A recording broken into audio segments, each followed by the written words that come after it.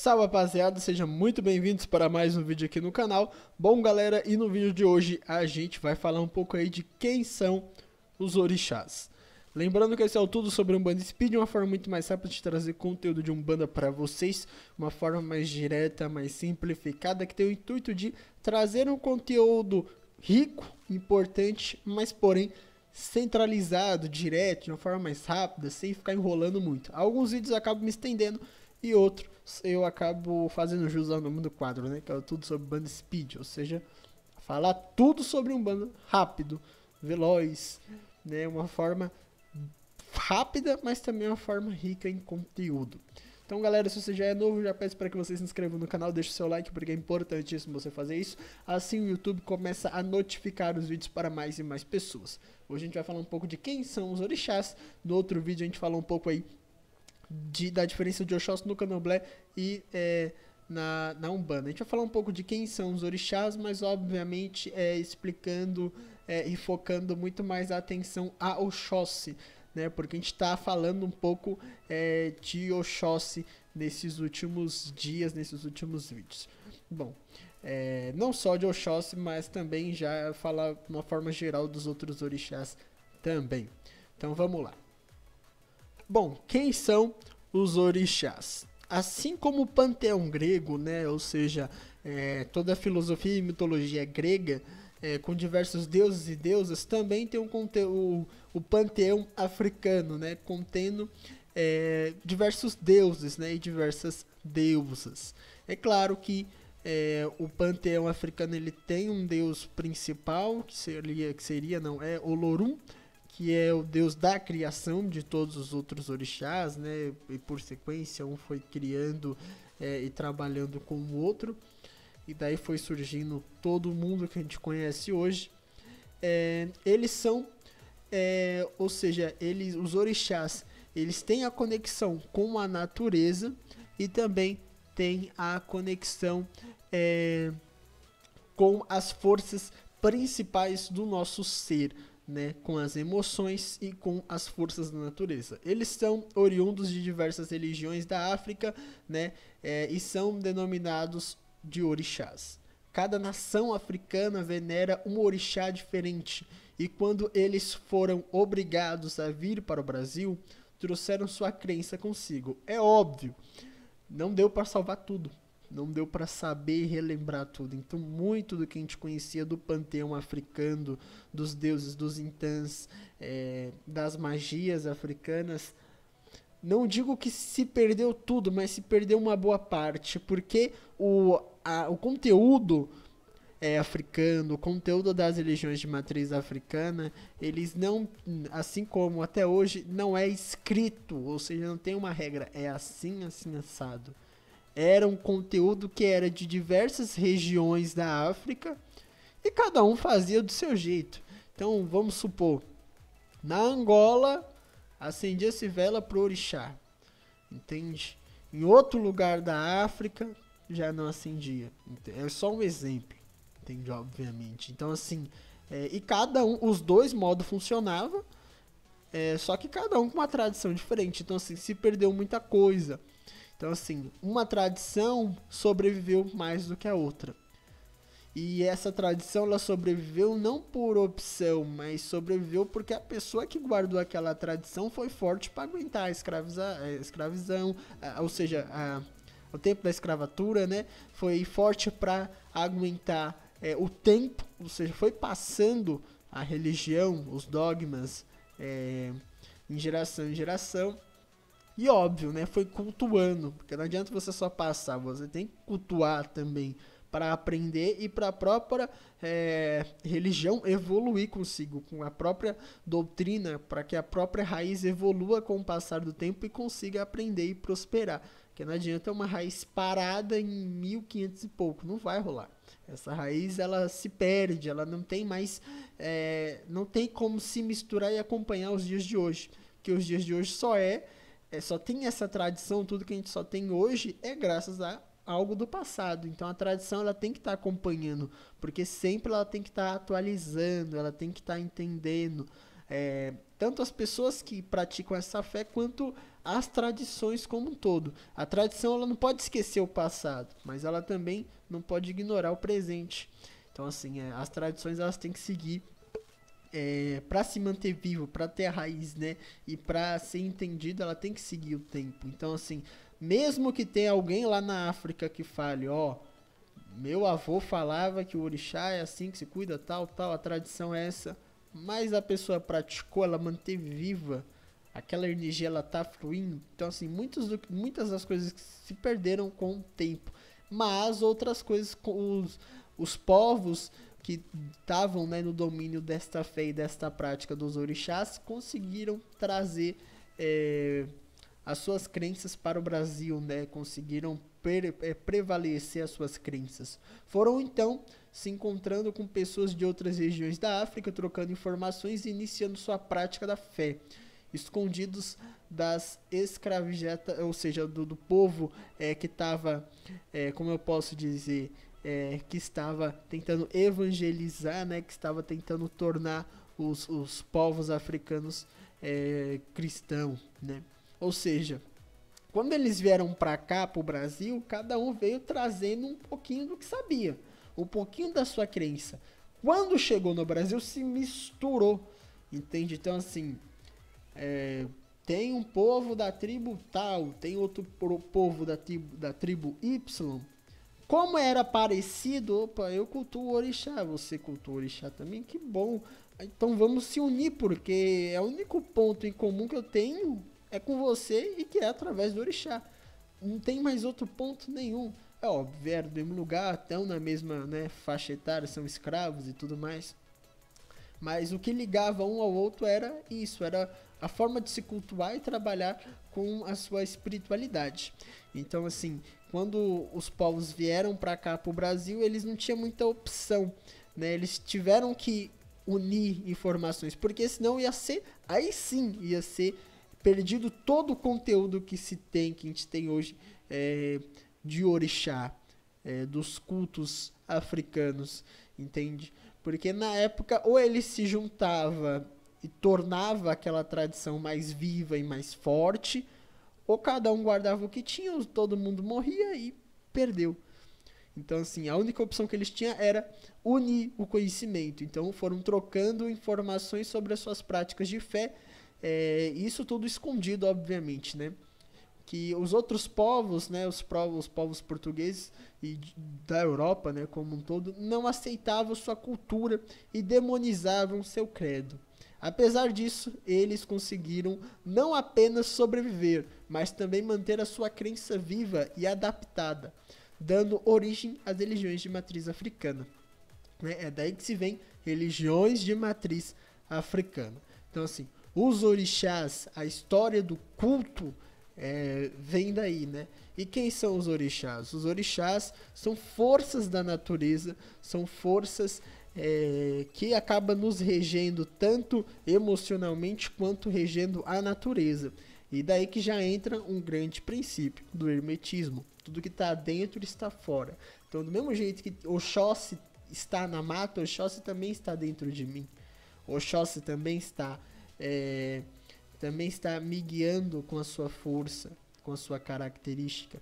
Do mesmo jeito que existe a lei, a ordem no plano espiritual, que seria regida por Ogum, também existe lei, ordem e disciplina dentro de mim, dentro do meu espírito e na natureza. Então tem uma lei, tem uma ordem na natureza. Do mesmo jeito que Omolu, ele é o pai da doença e da cura, também a doença e cura em mim, também a doença e cura no mundo. Então, assim, tudo que está dentro está fora. Então, o orixá, ele está não só fora da gente, mas também está dentro. Então, às vezes as pessoas, eu tenho que ir na mata para me comunicar com o Oxóssi. Não. Eu tenho que ir no mar para me falar com o Iemanjá. Não. Oxóssi, Iemanjá, qualquer orixá, do mesmo jeito que está dentro, ele está fora. Do mesmo jeito que Iemanjá, não é que ela mora no mar, do mesmo jeito que ela é o mar, cada gota do mar, ela também é suas emoções, seu sentimento, entende? Oxum, a mesma coisa, entende? Do mesmo jeito que você vai querer ir nas nuvens para falar com Yansan, ir nos céus, né? Não tem necessidade. Entende? Ah, para eu falar com o Omolu eu tenho que ir no cemitério. Não, isso ninguém fala, né? Não, para você falar com o Omolu você faz através de uma reza. Você medita na energia dele, na energia de cura, entende? Na energia de conhecimento, na energia das palhas da terra. Então, assim, não existe essa necessidade. É assim que os escravos faziam e entendiam, porque eles só sabiam da África. Eles trabalhavam no seu culto da sua forma lá na África. E quando eles veio para cá, como é que eles faziam? Porque para eles só podia ser cultuado lá, né? Só podia ser cultuado na África. Entende? Ah, pra eu me falar com o meu Exu, com o orixá Exu, eu tenho que fazer a ritualística que eu fazia lá na África. Perto daquele rio, perto daquela mata, perto daquela árvore, perto daquilo. Mas quando eles vieram pra cá, eles não tinham nada disso. Então aí também, alguns já entendiam, outros passaram a entender. Poxa, eu cultuava eles lá, mas eles estão comigo. Eles estão dentro de mim. Entende? E eu sou parte deles e eles é parte de mim. E é aí que já vem o princípio do uno. Todos nós somos um. Não tem essa divisão. Todos nós somos um. Se todos nós carregamos Iemanjá, todos nós carregamos Oxalá, todos nós vemos a única fonte. E os orixás carregam uma centelha de Olorum, que é o deus primordial. Entende? Então todos os orixás também carregam uma centelha, está presente no todo, no primordial. Então por isso que tem muita gente que não entende, mas o orixá, ele é maior do que os espíritos de Umbanda. Entende? Oxóssi, Ogum, qualquer orixá, ele é maior porque ele é um pedaço do todo. Nós também somos um pedaço do todo, mas somos um pedacinho do todo. Entende? É a mesma coisa de quando você quebra um copo de vidro, ele cai no chão. Vai ter pedaços maiores e pedacinhos minúsculos que a gente não consegue catar com a vassoura. A gente tem que fazer outra coisa ali, tem que andar descalço, sentir o vidro entrando no nosso pé, depois de meia hora notar e tirar aquele pedacinho que ficou. Mesma coisa, o todo. Deus é o copo completo, se fragmenta, tem pedaços maiores, esses pedaços maiores contêm mais energia de Deus, está mais próximo de formar o copo completo do que o pedacinho menor. Então a gente é o pedacinho menor do copo que quebrou e Deus, e os orixás é os pedaços maiores, aqueles pedaços que você dá para ver, nossa, se juntar 3 formava um copo. Mesma coisa os orixás. Entende? Então assim, a gente é menor do que qualquer outra, né, outra coisa que exista. Vem os espíritos que nós trabalhamos dentro da Umbanda, vem os orixás, que são pedaços maiores, né? E aí vem Olorum, que são pedaços maiores ainda. É claro, cada orixá com sua responsabilidade. Não tem assim um orixá que é mais importante. É óbvio, nós cultuamos e entendemos que o Oxalá é a paz e o equilíbrio das coisas. Então, o Oxalá, ele tem sua importância por ser o equilíbrio, a paz, está mais perto. Ele é o pedaço maior dos pedaços maiores que compõem o copo. Deu para entender mais ou menos?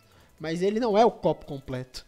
Ele precisa das outras partes para formar e chegar até e ser Olorum, né? Porque Olorum é o Deus primordial, é o Deus da criação, é o Deus, né, do início de tudo.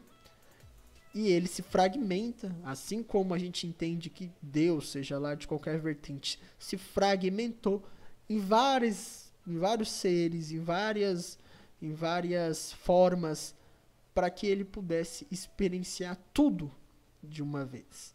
Né? Então, daí que a gente entende que todos nós somos um. Ou seja, todos nós somos de uma única fonte, de um único ponto primordial. Assim como os orixás, eles também são um apenas, que seria tudo que contém em Olorum. É os orixás. Então, o Olorum, ele vai ter a força de Ogum, a sabedoria de Obaluaê, vai ser esperto e habilidoso e ágil como Oxóssi, vai ter as emoções de Oxum, Iemanjá e Nanã, vai ter o conhecimento de Nanã, obviamente, a bravura de Ansan, a justiça de Xangô. Então, assim, Olorum vai ter tudo isso. Já tem, porque não existe tempo, né? Vai ter, deixou de ter. Não existe tempo do outro lado. Isso é uma questão muito nossa. Então o Olorum vai ter... tem, já tem, vai ter... Enfim, tem tudo o que existe. Entende? É tudo que existe. E tem. E vai ser. Então, assim, é bem estranho falar um pouco sobre isso. Mas, basicamente, os orixás é uma parte de Olorum, né? Seja ele Iemanjá, Oxum, Obaluaê, Nanã, Oxum, Oxóssi, Yansan, Xangô, enfim. Eles são uma parte do todo.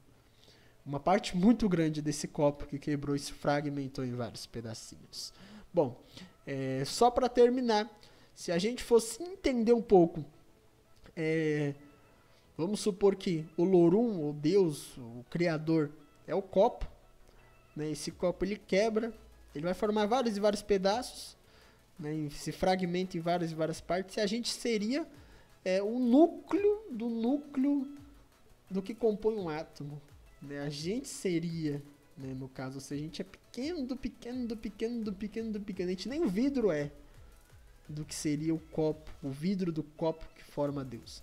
Então, assim, o Olorum, né, vai da sua forma, mas ambos são Deus, né, ambos é o Criador. Não importa o nome que você chama, até porque, seja o Deus católico, seja o Deus Olorum, seja qualquer Deus, faz parte do todo. Porque Deus, o Olorum, habita em tudo, é tudo, será tudo, já foi tudo. Então, assim, é bem papo de doido, mas é papo da espiritualidade, o papo de uma religião centrada e com muito embasamento. Bom, galera, eu expliquei pra vocês bem assim, de uma outra forma, quem são os orixás. É óbvio que eu não ia falar, Iemanjá, Oxum, Oxóssi, Yansan, Xangô, Baluaê, Nanã, Ibeji, né, Cosme, Damião, enfim. Não ia falar isso porque vocês já estão carecas de saber, e quem não tá careca tem vários e vários vídeos explicando quem são os orixás. Então, galera, espero que vocês tenham gostado do vídeo, se inscrevam no canal, deixem o seu like. Eu me prolonguei bastante nesse vídeo, mas eu espero que vocês tenham gostado de coração. Tentei trazer uma forma diferente para vocês, explicando de quem são, de fato, os orixás da Umbanda. Os orixás, não só da Umbanda, mas os orixás. Seja eles do Candomblé, da Umbanda, enfim, quem são os orixás?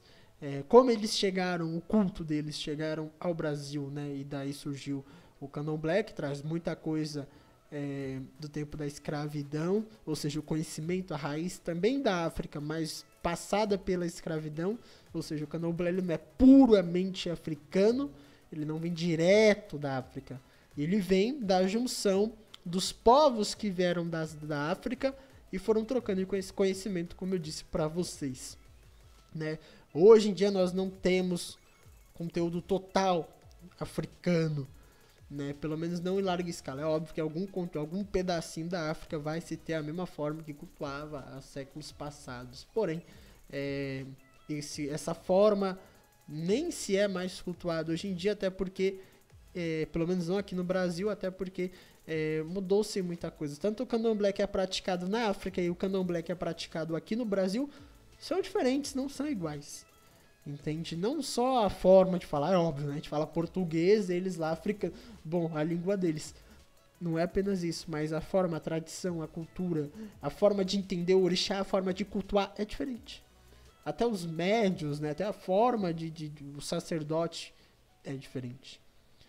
Porque, óbvio, tem coisas que só vai ter na África e só vai ter como se trabalhar na África, tem coisas que só vai ter como se trabalhar no Brasil. Né? Mesma coisa, vamos supor que na África fosse inverno o ano inteiro, e aqui no Brasil um país tropical. Então, como é que vai cultuar da mesma forma? Vamos supor que existe um orixá das neves. Como é que vai cultuar o orixá da neve aqui no Brasil, sendo que não neva? É só um exemplo, óbvio que não tem nada a ver, mas só um exemplo, né? Então deu para entender que a forma que é cultuado o orixá lá e a forma que é cultuado aqui é um pouco diferente, mas os orixás é um pedaço do todo. Então eu espero que vocês tenham gostado do vídeo, então se inscreva no canal, deixa o seu like, é importantíssimo você fazer isso para que o YouTube possa enviar os vídeos para todos vocês. Então, sem mais enrolação, né, eu vou terminar este vídeo que ficou muito longo. Então tchau para vocês, espero que vocês tenham gostado. Tchau, eu fui, até o próximo vídeo.